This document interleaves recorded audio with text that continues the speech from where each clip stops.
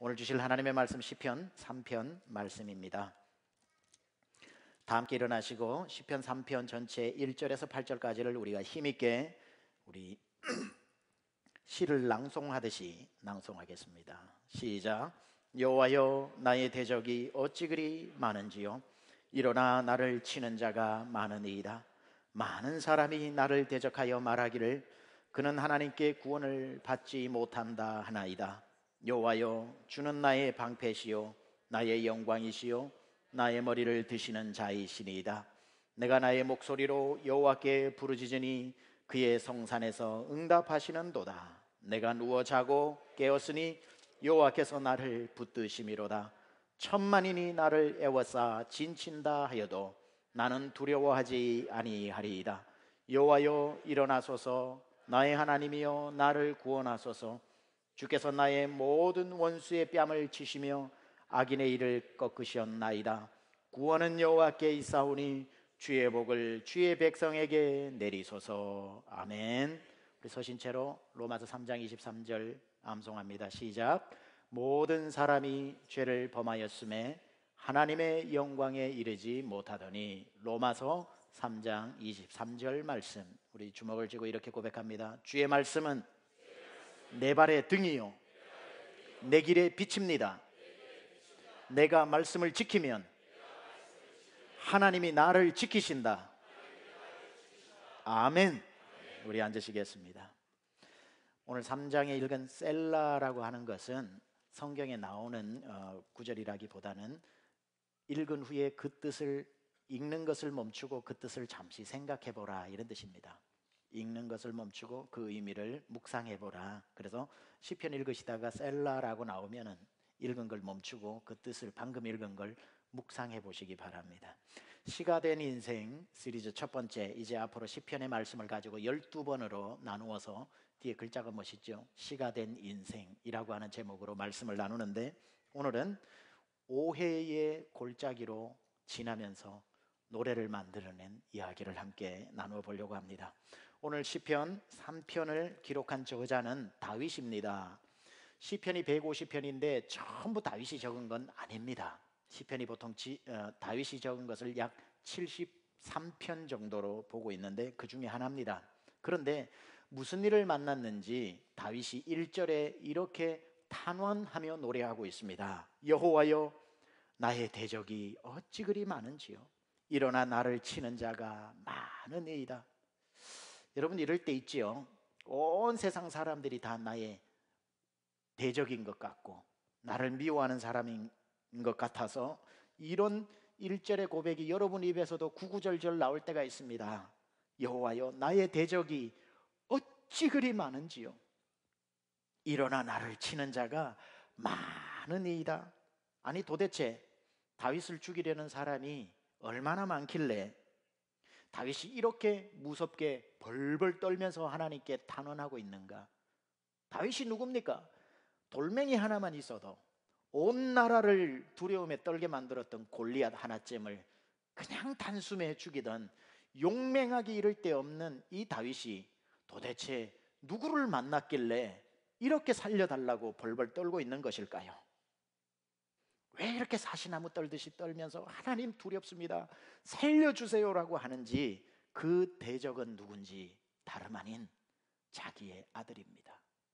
자기의 친아들 압살롬이 자기를 죽이려고 잡으러 오는 거죠. 저와 여러분이 읽은 오늘 3장 1절은 아니지만 시편은 많은 경우 그 앞에 그 시를 적게 된 정황을 기록해 놓고 있는데, 오늘 뭐라고 여기에 여러분 성경에는 적혀 있냐면, 제 것도 마찬가지입니다만 다윗이 그의 아들 압살롬을 피할 때에 지은 시, 이렇게 나옵니다. 따라서 나를 죽이려고 오는 그 많은 사람, 나를 치는 자가 많으니이다라고 했던 이거는 숫자가 많은 산술적 표현이 아니라 감정적 표현이라는 걸 알 수 있습니다. 무슨 말이냐면, 천만인이 따라오는 것보다 다윗을 더 마음 아프게 하는 것은 적군이 몇 명이냐가 아니라 그 적군이 누구냐는 겁니다. 그런데 그 적군이 다름 아닌 자기가 낳은 아들, 입양한 아들도 아닌 친아들 압살롬이 자기를 죽이겠다고 달려오니 그 얼굴을 보자마자 다윗의 마음이 무너지는 거죠. 그러니 이런 마음 들지 않았겠습니까? 몇 명이냐가 중요한 게 아니라 내 아들이 나를 치려할 때 그건 부모의 마음이 찢어지는 거죠. 이길 힘이 없어서 도망가는 게 아닙니다. 아들이기 때문에 도망가는 거예요. 단번에 그 목을 못 쳐서 울면서 도망가는 게 아닙니다. 내 아들이 쫓아오니 눈물이 나는 거예요. 그러니 이런 마음 들었을 겁니다. 내 아들 압살롬이 나에게 대적할진대 나머지 사람들이야 말해서 뭐 하겠는가. 여러분 이런 경험 없습니까? 정말 믿었던 사람에게 배신을 당하고 나면 무의식 중으로 여러분 입에서 툭 터져 나오는 말이 뭐죠? 세상에 믿을 사람 한 명도 없다. 그런 말 하죠. 전혀 다른 사람하고는 그런 문제가 없는데도 가장 믿었던 사람에게 배신을 당하면 다른 사람들은 말해봐야 뭐 하겠는가 해서 세상에 믿을 사람 없다라는 말이 툭 튀어나오듯이 자기를 쫓으러 오는 사람이 다름 아닌 자기 아들 압살롬일진데 세상의 모든 사람을 어떻게 믿겠냐, 다 나의 대적인 것은 틀림없다라고 이야기하는 겁니다. 여러분 이 중에서 자녀 때문에 고통당하고 있는 분들 계시죠. 다 키워넣어서 시집장가까지 보냈는데도 여전히 시집장가 보내놓으면 효도할 줄 알았는데 원수도 그런 원수가 없고, 자녀 때문에 서운하고 속상해하시는 부모님들은 오늘 다윗 보고 위로받으시기 바랍니다. 다윗은 불효를 하는 정도가 아니라 자기를 죽이려고 아들이 칼을 들고 쫓아왔는데 이런 경험은 몰라 있을까는 모르겠지만 없잖아요. 다윗 보고 위로받으시기 바랍니다. 그냥 다윗은, 우리가 다윗을 다 부러워하는데 다윗처럼 한번 살아볼래 그러면 아무도 못 살아냅니다. 그의 인생은 백합화처럼 보이지만 그의 삶은 가시밭길이었습니다. 자녀에게 서운할 생각 가질 필요도 없을 것 같아요. 언젠가 제가 저희 아들 영광이에게 이렇게 뭘 하나 사주면서, 영광아 너는 아빠 잘 만나가지고 이런 것도 가지고 진짜 좋겠다. 너 나중에 커가지고 돈 많이 벌면 아빠 엄마 세계 일주 보내줘야 돼. 그렇게 제가 얼음장을 놓았습니다. 그 얘기를 듣고 영광이가 했던 말이 뭐냐면은 Let me think 그러더라고요. 저는 of course라고 할 줄 알았어요. 세계 여행 시켜줘야 돼. 그러면 아빠 of course 이래야 되는데 Let me think about it. 야 정말 서운하던데요. 사줬던 거 그냥 뺏고 싶더라고요. 그 정도로 Let me think about it 이 말 한마디에도 마음이 서운한데 무슨 뭐 자녀가 자기를 죽이겠다고 쫓아오는 다윗의 심정을 어떻게 우리가 다 표현해 내겠습니까? 오늘 3장은 그런 아들 압살롬이 아버지 죽이겠다고 쫓아오는 그 정황 가운데서 도망가면서 부른 아버지의 노래입니다. 그러나 아들에게 쫓겨서 가지만 또 다윗의 마음 가운데 한켠에는 이런 희망이 남아있을지도 모릅니다. 어떤 마음이냐면 압살롬아 네가 철이 없어서 나를 죽이려고 오지만 그 칼을 거두어라. 너를 따르는 사람은 아무도 없을 것이다. 네가 쫓아오다가 뒤를 한번 돌아보려무나 이스라엘 모든 사람은 다 내 편이라는 것을 너는 알지 못하느냐. 네가 오늘 일으키는 이 아버지를 향한 반역은 찻잔 속의 바람이라는 것을 왜 모르느냐. 그 백성들이 어떤 백성인 줄 아느냐. 내 나이 17에 이스라엘이 다 망해갈 때 물맷돌 하나 들고 나가서 나라를 구해서 살려준 백성들이다. 나에게 생명까지 내놓을 사람들이라는 걸 너는 왜 모르느냐. 그리고 내가 저 광야의 10년 바람 광야 신광야 그 광야에 10년 이상 도망 다닐 때 아둘람 굴에 있을 때 다 마음이 상한 사람, 억울한 사람, 원통한 사람, 빚진 자들이 와서 내가 다 거두어 들여서 10년 이상 먹이고 입히고 그 눈물을 닦아준 사람들이다. 그런데 그런 사람이 날 배신하고 널 따르겠느냐. 왕이 되고 난 뒤에 내가 언제 한번 왕궁에 제대로 혼자 앉아있고 갔다 오라고 전쟁에 내보낸 적이 있느냐. 이 백성들 맨 앞장서서 내가 말을 타고 죽어도 내가 먼저 죽으리라 나를 따르라고 나가서 가는 데마다 전쟁에 승리해서 살려낸 백성들이다. 이 백성들이 네가 깃발을 든다고 널 쫓아갈 것으로 생각하느냐 라고 하는 마음속에 백성들에 대한 기대감이 다윗에게 있었을지도 모릅니다. 그러나 다윗이 몰랐던 게 하나 있습니다. 백성들의 기억력은 그렇게 좋지 않다는 겁니다. 은혜를 받으면 바위 돌에 새기고 평생 그 사람의 은혜를 기억할 것 같지요. 옛말에 은혜는 돌에 새기고 원수는 물에 새기라 그랬지만 사람은 정확하게 반대로 행동합니다. 원수는 돌에 새기고 평생 한 번 원수 평생 원수 되고요, 은혜 받은 건 물에 새겨버려서 물 흘러가 버리면 언제 내가 당신 때문에 도움 받았느냐 시침이 뚝 떼는 게 사람 아닙니까? 그렇게 생명을 걸고 구해줬지만 백성들은 그 은혜를 잊어버렸다고요. 누구만 기억하냐면 다윗만 기억한 거예요. 은혜를 준 사람만 기억했지 은혜 받은 사람은 기억 못합니다. 백성들은 지금 압살롬과 다윗을 놓고 다윗에게 우리가 얼마나 은혜를 입었던가를 가늠하고 있지 않습니다. 백성들이 언제나 가늠하는 한 가지는 압살롬과 다윗 중에 누가 힘이 더 세냐 이걸 봅니다. 지난날에는 다윗이 힘이 있었지만 오늘 압살롬이 힘이 있어 보이면 백성의 99.9%는 힘 있는 자 편에 서 있다라는 것을 다윗은 몰랐던 거지요. 사람을 믿어서는 안 되는 겁니다. 사람은 항상 힘의 원리에, 여러분 오늘 여러분 옆에 부르지도 않았는데 와가지고 밥 사겠다고 하는 사람들, 여러분의 주머니가 텅 비는 날 아무도 없이 더 주머니가 두둑한 사람 편에 서 있다라는 것 잊어버리지 마십시오. 다윗은 힘이 없는 사람이 아니에요. 사실은 왜 쫓겨가고 있다고요? 힘이 없어서가 아닙니다. 다윗은 전쟁의 영웅입니다. 요즘 표현을 하면 전쟁의 신입니다. 그런 사람이 압살롬 하나 뒤를 돌아서 목을 꺾어 놓지 못할까요? 할 수 있어요. 힘이 없는 게 아니에요. 그러나 세상에 자식 이기는 부모가 없기 때문에 도망가 주는 겁니다. 그러나 그런 아버지의 마음을 백성들이 어떻게 아나요? 모릅니다. 어떻게 해석하나요? 다윗이 이제 힘이 없어지고 압살롬이 힘을 가졌구나. 이제 힘 있는 압살롬을 따라야 되겠다. 도망가는 모양을 보니까 백성들이 이렇게 생각하는 겁니다. 수군수군거리기 시작해요. 뭐라고 수군거리냐면은 하나님의 촛대가 다윗에게서 압살롬에게로 옮겨졌구나.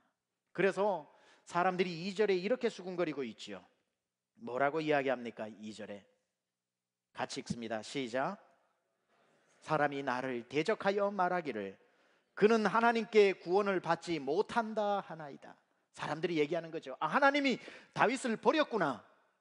압살롬과 함께 하시는구나. 여러분 이렇게 백성들의 머릿속에 이 생각이 들어가게 되면 정말 무서워집니다. 왠 줄 아세요?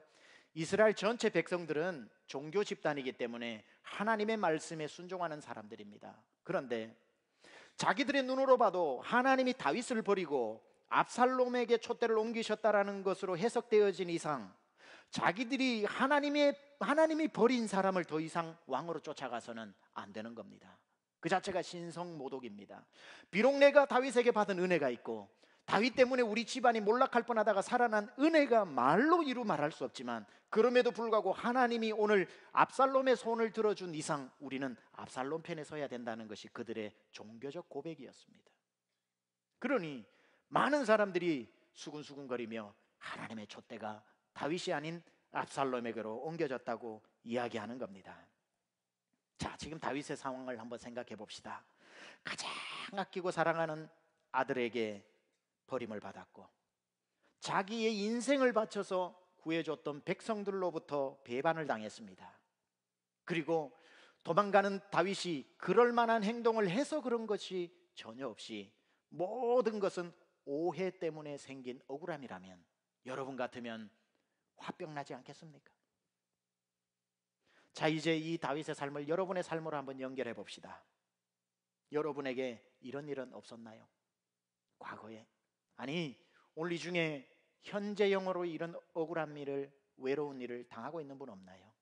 아니면 앞으로 그런 일을 당하지는 않을까요? 누구도 이 문제에서 자유로울 사람은 없습니다. 다 배신당해봤고 지금도 사람 때문에 어려움 당하고 있고 앞으로도 틀림없이 그런 일 닥쳐올지도 모릅니다. 가장 사랑하는 사람에게 가장 큰 상처를 받고 있는 사람 이곳에 없나요? 먼 사람에게는 상처 안 받습니다. 어차피 먼 사람인데요. 가까운 사람일수록 상처받죠. 가장 믿었던 사람에게 가장 큰 배신을 당한 적은 없나요? 집단적으로 여러분 왕따를 당해본 적 없나요? 은근히 따돌리면 은따라고 그러고 대놓고 따돌리면 대따라고 그러더라고요. 지금 대따 당하고 계신 분 없습니까? 왜 없겠어요? 당연히 있죠. 제가 목회를 하면서 만난 우리 성도님들 중에 물어봅니다. 상담도 하고요. 이민 와서 제일 섭섭한 사람이 누구냐고 물어보면 대부분 먼저 이민 와서 살고 있는 친척이라고 그럽니다. 친척, 가족이라고 말을 합니다. 이민사회에서 살아가고 있는 가족들이요, 참 원수처럼 사는 분들이 많습니다. 친척, 형제, 자매가 아니라 원수입니다. 대부분 이야기는 이렇게 진행돼요. 예를 들어 오빠라고 합시다. 오빠가 결혼해서 미국에 먼저 와서 살고 있는데 어느 정도 열심히 해서 정착을 했습니다. 한국에 살고 있는 동생 부부를 보니까 별로 시원치 않고 그래요. 그래서 전화해서 미국 와라, 미국 와라. 뭐하러 한국에서 그렇게 사냐. 미국 오면 3년만 죽었다 생각하고 일하면은 웬만한 비즈니스 자리를 잡고 그때부터는 골프만 쳐도 된다. 이렇게 이야기를 해가지고 고민되다가 그래 가족 회의를 하고 왔더니만 오자마자 원수가 되는 경우가 있습니다. 생각했던 그림대로 척척 되어져 가지 않죠. 오빠는 오빠대로 답답합니다. 네가 그런 정신으로 미국에서 살 것 같으면 왜 왔냐라고 오라 그럴 때는 언제고 야단칩니다. 늦게 일어나면 늦게 일어났다고 이야기를 하고 조금만 자기 생각이 안 맞으면 게으르다고 그러고 네가 지금 그렇게 한국에서 살다가 왔냐고 그러니 한국에서 그렇게 살았지라고 또 이야기를 합니다. 오빠는 오빠대로 또 마음에 들지 않습니다. 동생이 오면은 좀 이렇게 기반을 이렇게 줘야 되는데 그렇게 아까 말했듯이 그런 식으로 동생이 눈에 차지 않습니다. 서로가 서로에게 서운한 게 한두 가지가 아니라서 어제는 형제였지만 오늘은 원수로 살고 있는 사람이 너무 많습니다. 그러다 보니까 그 주변에 그 오빠가 아는 형제 뭐 친척들이나 뭐 아는 사람 지인들이 있고 나도 와서 몇 명 아는 지인들이 있지만 아무래도 영향력이 둘 중에 더 큰 사람이 많은 사람을 알 거 아닙니까?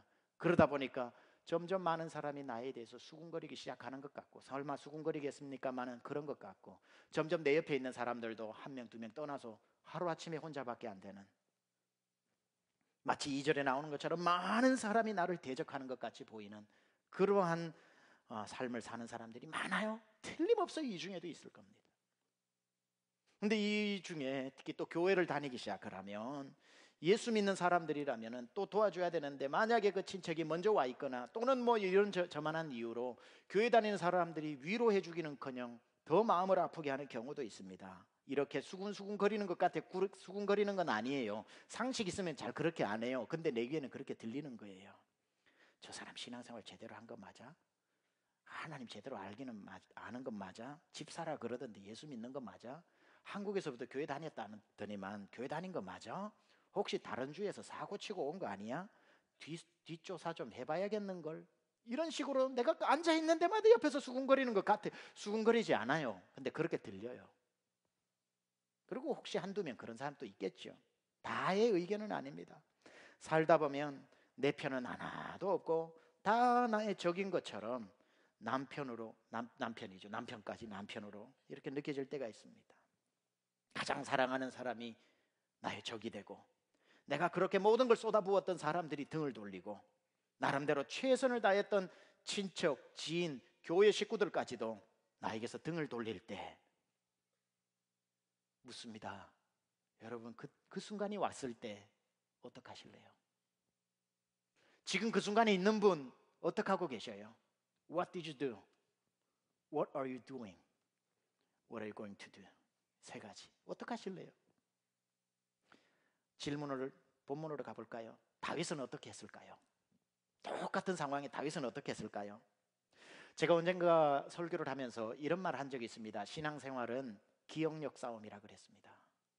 신앙생활의 기억력 싸움인데 다윗은 그 순간에 어쩌면 아무 생각도 나지 않을 만큼 당황스러운 그 순간에 충격적인 순간에 감사하게도 한 가지 생각이 버떡 떠오릅니다. He reminded one thing. 아주 중요한 한 가지를 기억해냅니다.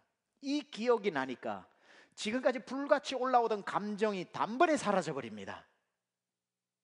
어쩌면 너무 당황스럽고 너무 억울하고 충격 말로 할 수 없는 충격 때문에 머리가 하얗게 되어버리고 이성이 마비되어져야 되는 그 순간임에도 불구하고 다윗에게는 갑자기 한 가지 생각이 떠오르면서 그 모든 것들을 잠재워 버립니다. 그 생각이 무엇일까요?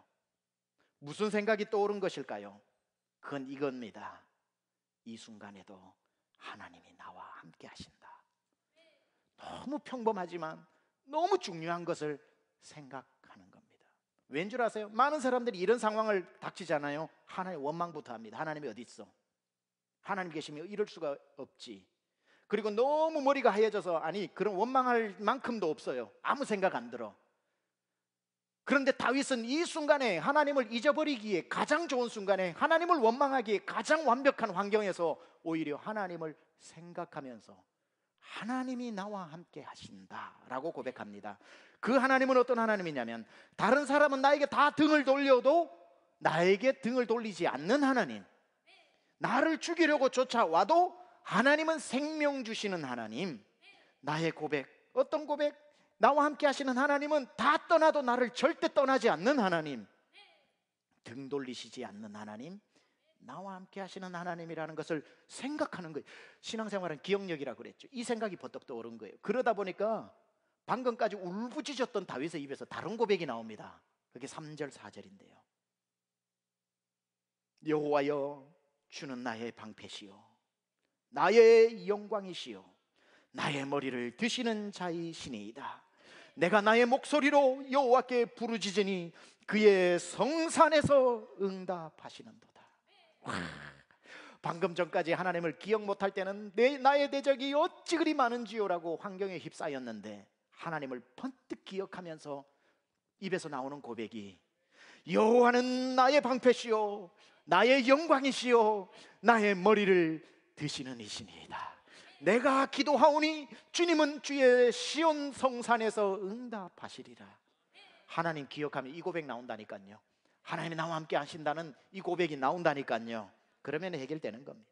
여러분, 우리 인생의 반전은 언제 일어나냐면 여러분 머리에서 하나님 기억이 날 때입니다.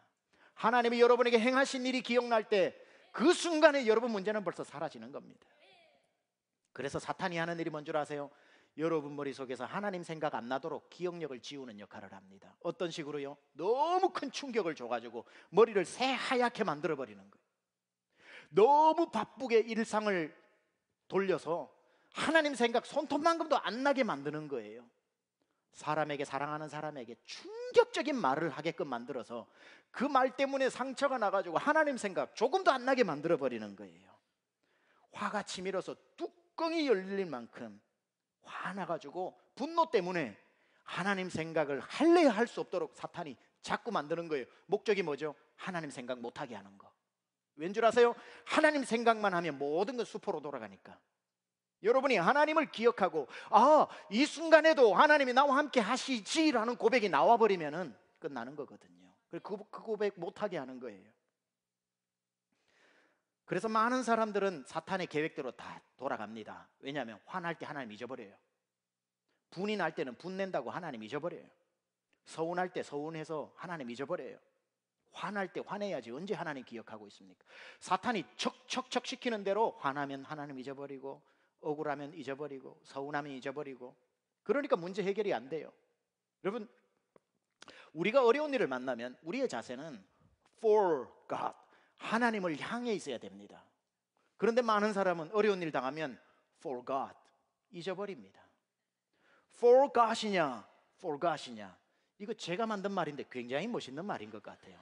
일부 때는 안 놀래더라고요. 이렇게 좋은 인사이트를 얘기했는데도. 어려운 일을 만날 때에 for God, 하나님을 향할 것인가, 하나님을 for God 할 것인가.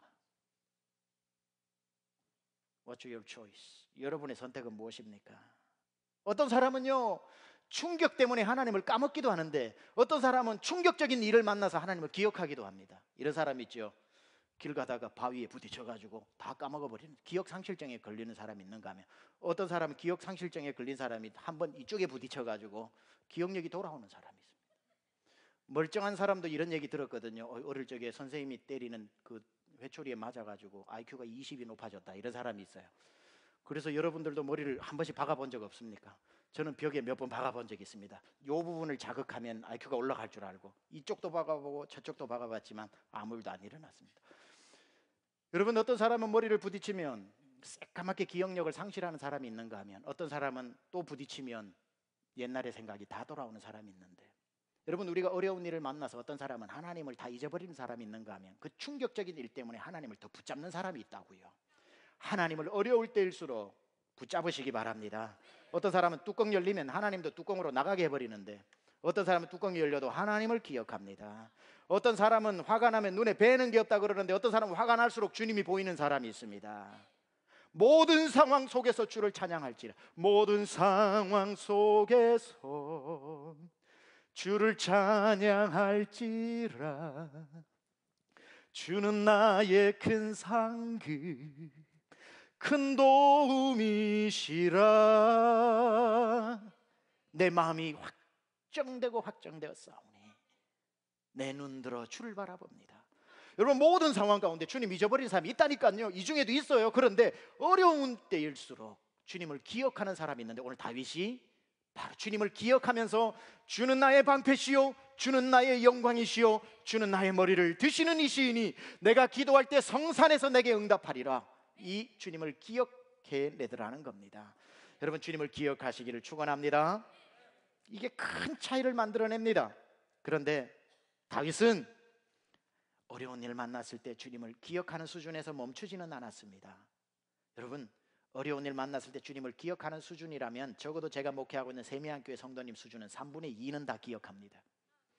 그러니까 여러분, 그 정도 수준이라면 다윗하고 비슷비슷해요. 그러면 제가 설교도 안 했을 거예요. 왜냐하면 이미 잘하고 있으니까.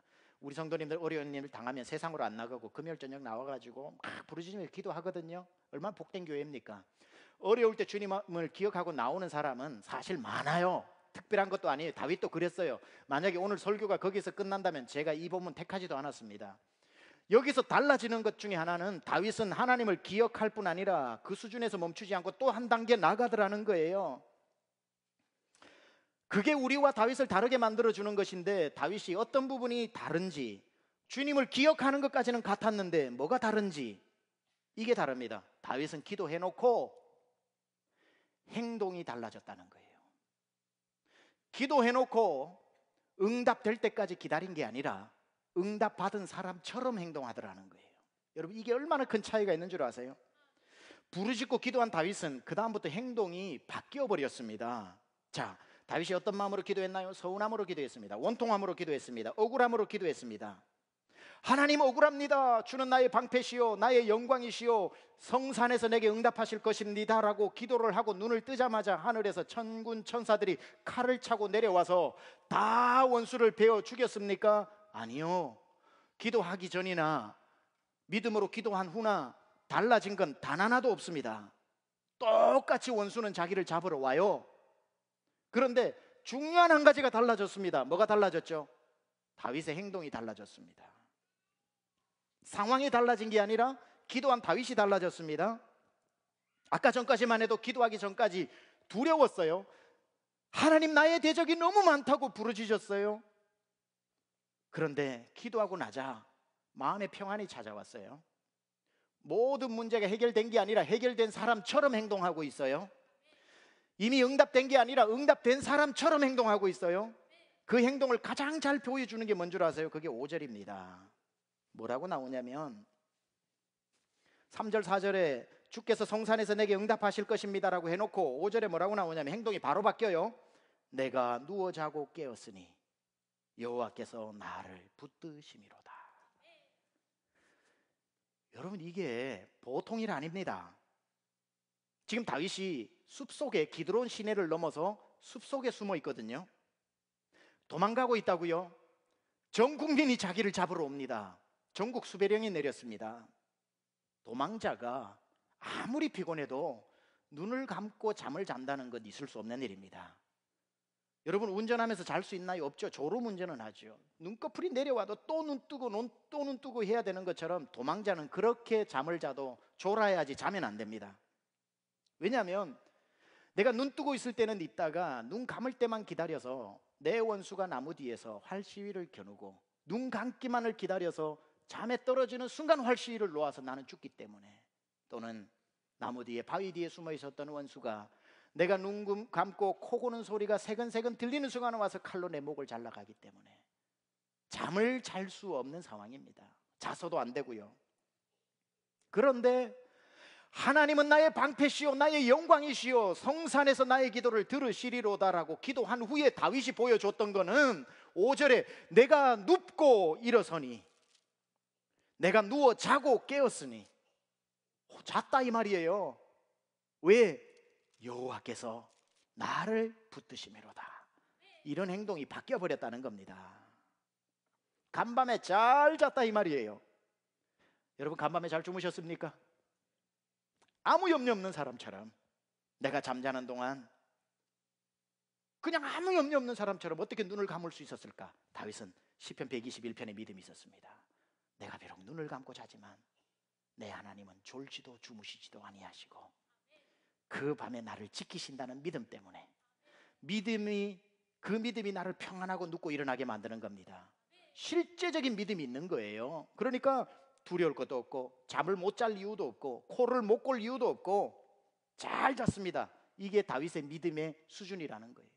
우리는 와서 다윗처럼 어려울 때 와서 기도합니다. 하나님 살려주세요. 하나님 응답해 주실 줄로 믿습니다라고 하여튼 고난이 클수록 씁니다를 길게 합니다. 거기까지는 다윗이나 여러분이나 똑같다고요. 천만이 나를 대적이 많다고 기도하는 거나 뭐가 다르냐면 우리는 기도해놓고 나가면서 또 그 염려를 쌓아가지고 가잖아요. 경제적인 어려움이 있어서 와서 하나님 채워주실 줄로 믿습니다 하고 기도하고 나가면서 라비에서 다른 집사님이 요즘 그 경제적으로 어렵다는데 집사님 어때요? 그러면 아이고, 되는 게 없고 몰라요. 다 끝난 것 같아요. 그러니까 우리는 기도하고 저 라비에서하고 완전히 다른 사람이거든요. 기도다 무거운 짐을 나 홀로 지고 견디다 못해 와서 풀어놓고 기도해놓고 일어날 때는 또 바리바리 싸가지고 무거운 짐을 나 홀로 지고 나가는 게 우리라면 다윗은 와서 무거운 짐을 풀어놓고 하나님 앞에 맡겨버리고 다 응답된 사람처럼 빈몸으로 나가더라 이거예요. 그러니 잠을 자는 거죠. 그러니 뭐 걱정할 게 뭐가 있습니까? 하나님을 믿으면서도 밤마다 두려워 떨고 있다면 오늘 여러분 다윗의 믿음이 여러분에게 임하기를 축원합니다. 여러분 우리가 밤에 잠을 못 잘 이유가 뭐가 있습니까? 밤에 어차피 하나님은 안 주무셔요. 그분은 졸지도 주무시지도 아니하십니다. 어릴 적에 유일하게 배웠던 찬송 중에 하나, 몇 가지 중에 하나, 하나님은 언제나 일하십니다. 우리들이 편히 자는 어두운 밤에도 포근포근 흰 달빛과 맑은 이슬로 숲에 있는 백합까지 키워줍니다. 이런 노래가 있었어요. 주님은 어차피 안 주무셔요. 근데 뭘 나까지 깨가지고 그 밤을 지킵니까? 둘 고생할 필요 뭐가 있어요? 어차피 주님께 다 맡기면 나는 자면 되지. 제가요 이 중에 불면증으로 고생하고 수면제 없으면 못 주무시는 분들 무시해서 하는 얘기가 아닙니다. 그거는 치료를 받아야죠. 호르몬의 문제도 있고 의사의 상담 받아야죠. 그 말 하는 거 아닙니다. 그게 불면증이 얼마나 괴롭고 고통스러운지 압니다. 저희 아내가 목회를 하고 둘째 영광이가 3개월 만에 임신하고 애를 놓고 보니까 산후조리가 잘 안 돼서 애 놓고 3일 만에 일어나서 일하고 설거지하고 다 했으면 3일 만에 일어났습니다. 체력이 좋아서 일어난 게 아니라 상황이 그렇게 돼서 영광이 놓고 3일 만에 일어나니까 척추가 위에서부터 밑에까지 다 얼그러졌습니다. 나중에 못 있어서 한국 나가니까 청담동에 있는 의사를 누가 소개시켜줘서 갔더니만 의사가 엑스레이 찍어보고 울더랍니다. 이러고 살았냐고. 3개월 늦었으면 휠체어 타고 다녔다고. 그래서 목회하는 이야기를 쭉 들려줬더니만 그분이 감동이 되어가지고 한 달 동안 집중적으로 매일매일 치료해주고 치료비 1푼도 안 받았습니다. 그래서 살아났거든요.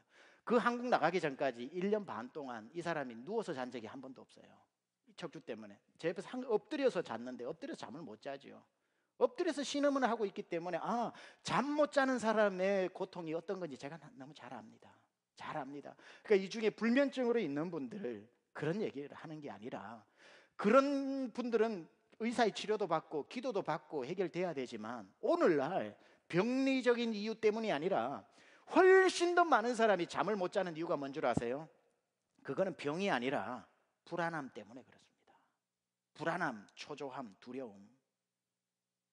수많은 사람들이 호르몬의 문제가 아니라 훨씬 더 많은 경우가 내일에 대한 염려 때문에 잠을 못 잔다니까요. 불안함, 초조함, 아무 일 없는데도 근거 없는 불길함, 잠을 못 잡니다. 그러다가 밤이 되면 원수 같은 사람이 한번 떠오르잖아요. 피가 거꾸로 쏟기 시작합니다. 심장이 빨라지기 시작해요. 어떤 사람은 심장 소리가 귀에 들려서 못 잔다는 사람이 있어요. 피가 거꾸로 쏟아요. 다윗인들 안 그랬겠습니까? 잠을 어떻게 자요?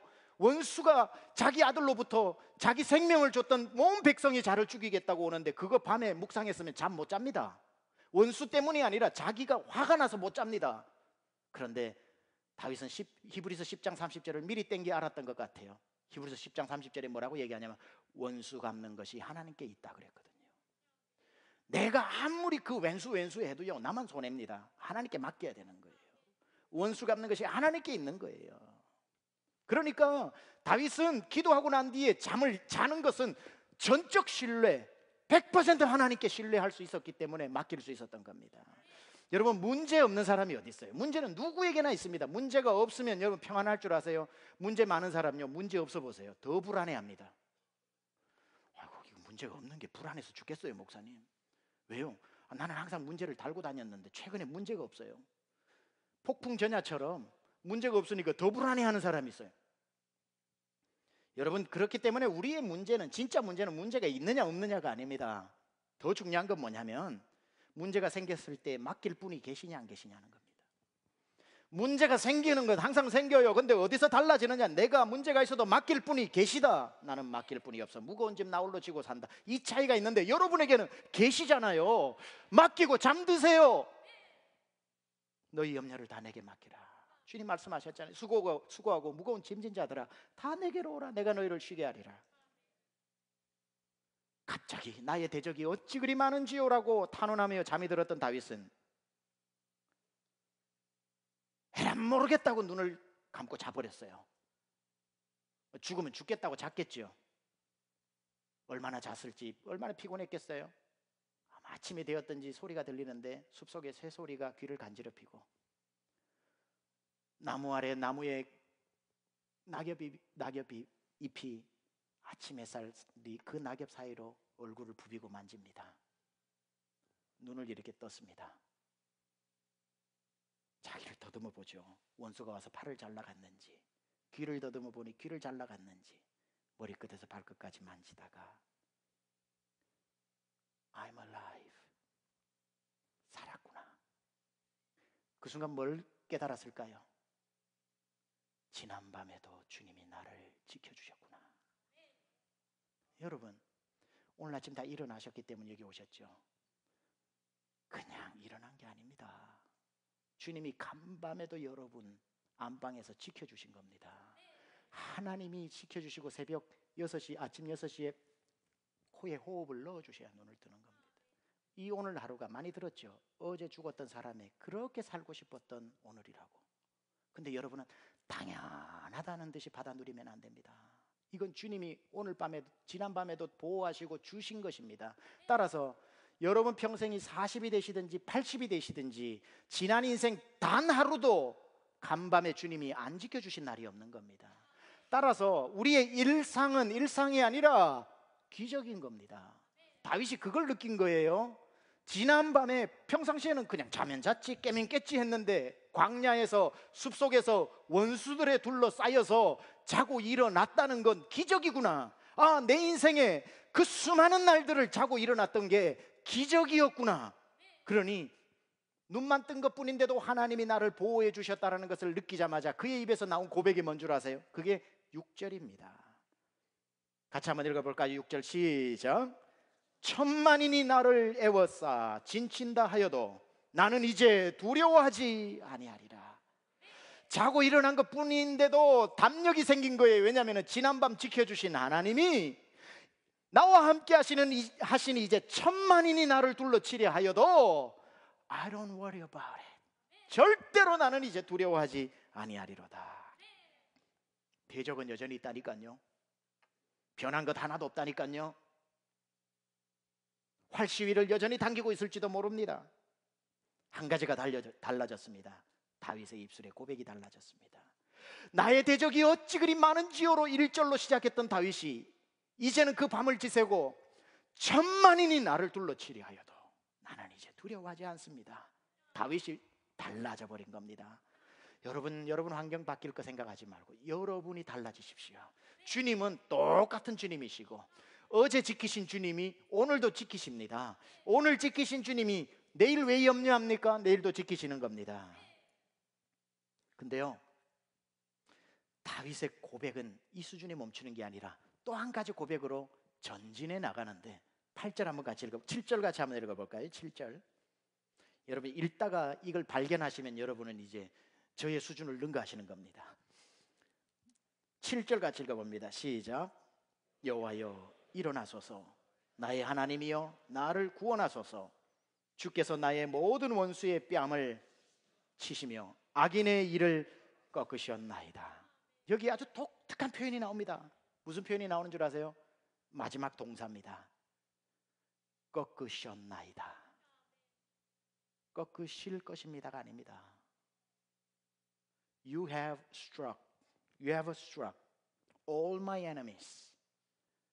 뭐라고 고백하냐면 아직 원수가 여전히 내 주변에 있는데도 기도하고 난 뒤에 다윗의 고백은 하나님은 이미 저 원수를 꺾으셨습니다. 꺾으실 것입니다라고 하는 미래형 고백이 아니라 현재 완료형으로 쓰고 있다고요. 지금 원어에서, 영어에서도 You have struck all my enemies.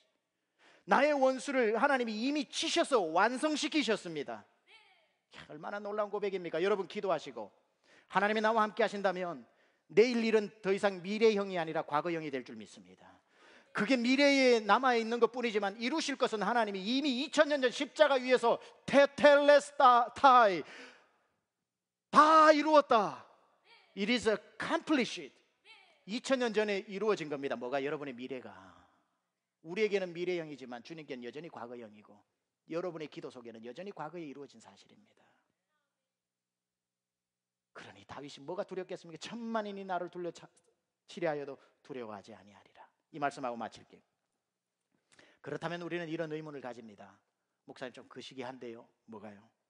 7절에 여호와여 일어나소서 나의 하나님이여 나를 구원하소서 나의 모든 원수의 뺨을 치시며 악인의 일을 꺾으셨나이다. 이 원수와 악인이 자기 아들 아닙니까? 이 좀 마음이 짠한데요. 그럼 자기 아들 죽여달라는 겁니까? No way. 여기서 다윗을 통해 여러분의 기도 제목이 나와야 됩니다. 다윗은 10년 이상 동안 자기 장인 사울에 의해서 쫓겨다닐 때도 사울을 죽일 수 있는 여러 번 기회가 있었습니다. 죽이지 않았습니다. 절대로 사울에게 손을 대지 않았습니다. 왠 줄 아세요? 사울은 그의 적이 아니었기 때문에.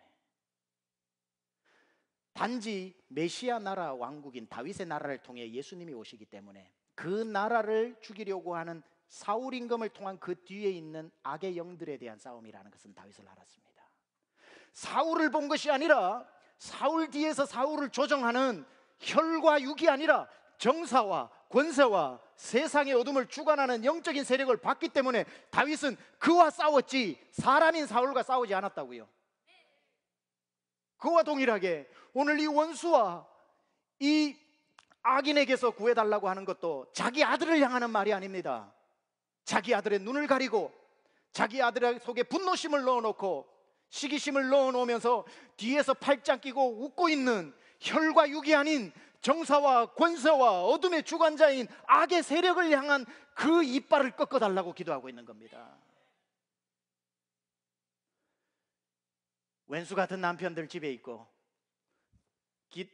기대했던 것보다 여러분 마음에 시원하게 안 해주는 아내가 집에 있다 할지라도, 자녀를 낳았는데 이건 자녀가 아니라 원수라고 할지라도, 고부간의 갈등을 겪고 있다고 할지라도, 직장이 아니라 사장은 종업원 때문에 죽겠고 종업원은 사장 때문에 죽는다고 할지라도 혈과 육에 대해서 싸우지 마십시오. 하나님은 단 한 번도 사람을 원수라고 표현한 적이 없습니다. 그 사람 몰라서 그래요. 그 뒤에 있는 그 사람을 조정하는 혈과 육이 아닌 정사와 권세와 어둠의 주관자를 향해 싸워야 됩니다. 그러려면 그 사람 멱살 붙잡고 이 나쁜 놈아 해봐야 소용없습니다. 나와 기도하는 거예요. 하나님, 그 사람 뒤에 있는 정사와 권세와 어둠의 영을 하나님 물리쳐 달라고 기도하는 거예요. 그러고 난 뒤에 나가서 그 사람 싸우지 말고 그 사람 사랑해 주는 거예요. 하도 남편이 교회를 안 나오고 핍박을 하니까 어떤 아내가 이 예화는 많이 들었습니다. 이 예화 마칠게요. 교회만 갔다 오면 남편이 핍박을, 또 교회 갔다 왔냐, 가가지고 목사 잘해주더냐, 목사하고 눈 맞았냐, 뭐 이런 식으로 계속 하니까 미치겠. 그래서 이분은 10년 동안 교회 가서는 우리 남편 불쌍히 여겨달라고 그러고, 집에 와가지고는 어이구 저 왼수 남편이 조금만 말하면 사탄아 물러가라. 남편한테 맨날 사탄이라고. 여러분, 이 얘기 먼저, 이 세상의 남편들 다 똑같습니다. 잘해주는 남편 별로 없어요. 목사님은 그래도 좀 나을 것 같이 보이나요? 저희 아내가 정기적으로 저에게 사용하는 수화가 있습니다. 수화. 정기적으로 사용하는 수화가 뭔 줄 아세요? 이 수화를 사용합니다. 정기적으로 사용해요. 물 한 잔 먹고, 경상도에 곱슬머리에 눈썹 이만큼 진하지, 이 수화를 자주 사용합니다. 세상의 모든 남자는 다 똑같아요. 그러니까 사탄아 하니까 남편이 사탄이 교회 가면 안 되지, 나 같은 사람 교회 가서 방해하면 안 되지, 그러고 진짜 교회를 안 나간 거예요. 그러니까 가서 이렇게 이제 설교를 듣고 난 뒤, 은혜를 받고 난 뒤 남편한테 잘하라는 얘기를 들었는지, 정사와 권세와 싸우라고 얘기를 했는지, 그 얘기를 듣고 집에 가서 남편이 자고 있더랍니다. 평상시 같았으면 아이고 저 왼수가 또 자고 있다고 그랬을 텐데, 옆에 앉아가지고 그 얼굴을 가만 쳐다보니까 이 사람의 영혼도 교회를 나오고 싶을 텐데, 그 예수 안 믿는 집안에서 수백 년 동안 자랐고, 환경이 어디 예수 믿을 환경이 하나도 안 되고, 나도 잘 못해줬는데, 이 영혼이 불쌍한 거죠. 그 매여 있는 영혼이, 그 사람인들 영혼이 주님 찾아가고 싶지 않겠어요? 묶인 게 너무 많아가지고 이 사람도 고생하고 있는 거예요. 그 영혼이, 나는 은혜 받아가지고 웬 은혜인가 웬 말인가 예수 믿을게요 하고 그렇게 예수 믿는 게 쉬웠는데, 누군가에게는 그렇게 어려운 거예요. 사로잡힌 게 많아서. 갑자기 처음으로 불쌍해져가지고 그 위에서 울었더니만 눈물이 뚝뚝뚝뚝 남편 얼굴로 떨어지더랍니다. 남편이 그걸 알면서도 처음으로 와이프가 자기를 위해서 기도해주고 눈물 흘리는 걸 보고 감동을 받아가지고, 그 다음 알죠? 이런 거 흔한 예화니까 교회 갔더라 이런 얘기가 있어요. 자, 여러분, This is very simple but very important. 사람을 보지 마세요.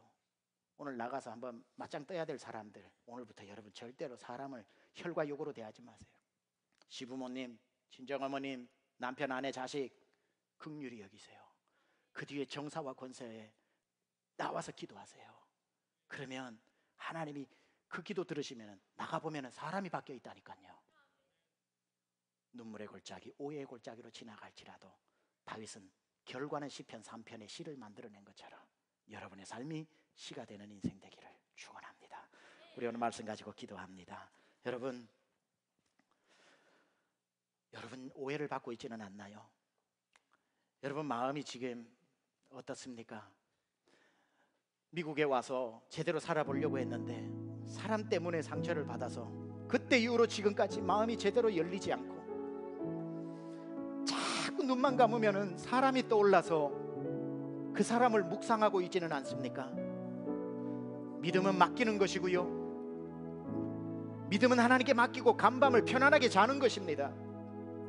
천만인이 여전히 나를 둘러 치려해도 그런 환경에 속지 마세요. 주님이 그럼에도 불구하고 나와 함께 하신다는 이 사실만 기억하세요. 그러면 사람을 사람으로 보지 않고 긍휼히 보여지게 되고 정사와 권세를 대적하는 영적 기도가 여러분 입에서 나오게 됩니다. 모든 상황 가운데서도 주님만 바라보기를 원하며 주여 제 모든 상황에 주님 역사해 달라고 이 시간 우리 간절하게 한번 기도하겠습니다. 하나님, 이 시간 주님 앞에 기도합니다. 사람을 보지 않게 하여 주옵소서. 사람을 원망하지도 않게 하여 주옵소서. 하나님, 다윗은 눈물의 골짜기에서 시편을 만들어내었는데 하나님 아버지, 이제 저도 눈을 열어 모든 상황 가운데서 오로지 주님을 바라보며 주님만 바라보며 나가기를 원합니다. 우리 사랑하는 오늘 예배드리는 모든 성도들 가운데 마음의 짐을 주님께 맡기고 하나님 간밤에 잘 자는 것처럼 영혼의 안식을 주시며 모든 상황 가운데서도 주님을 바라보는 삶으로 살아갈 수 있도록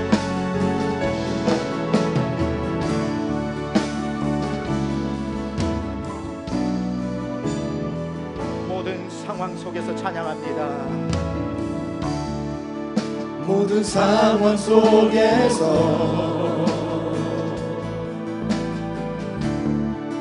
주를 찬양할지라.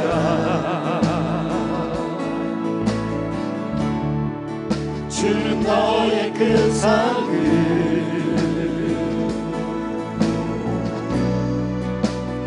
도움이시라. 주의 얼굴 구할 때, 주의 얼굴 구할 때 주의 영을 부사, 주의 영을 부사 크신 사랑 안에서, 크신 사랑 안에서 주를 보게 하소서. 일어나서 찬양합니다. 주를 보게 하소서.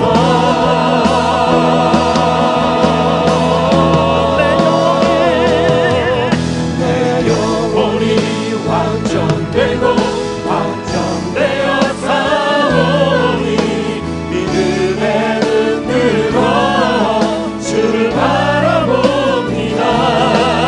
내 영혼이 완전되고 완전되어 사오니 믿음에 흔들어 주를 바라봅니다. 확정되었습니다. 주님, 내 영혼이 완전되고 완전되어 사오니 믿음에 흔들어 주를 바라봅니다. 내 영혼이 완전되고 완전되어 사오니 믿음에 흔들어 주를 바라봅니다. 하나님, 저의 마음은 확정되었습니다. 어떤 환경에서도 주님이 나와 함께 하신다는 이 믿음 오늘 확정하였습니다. 혈과 육으로 싸우지 않고 정사와 권세를 향해 예수 이름으로 나가게 하시고, 우리 모든 이 자리에 예배하는 세명 권속들, 오늘 처음 나온 발걸음, 가정도 기업도 만나는 사람들도 하나님 이들과 함께 하여 주셔서 사막에 변하여 샘이 나게 하시고, 저희가 눈물 골짜기로 지날 때에 샘이 터지게 하시고, 모든 삶이 주님을 노래하는 시편으로 바뀌는 역사가 일어나게 하여 주옵소서.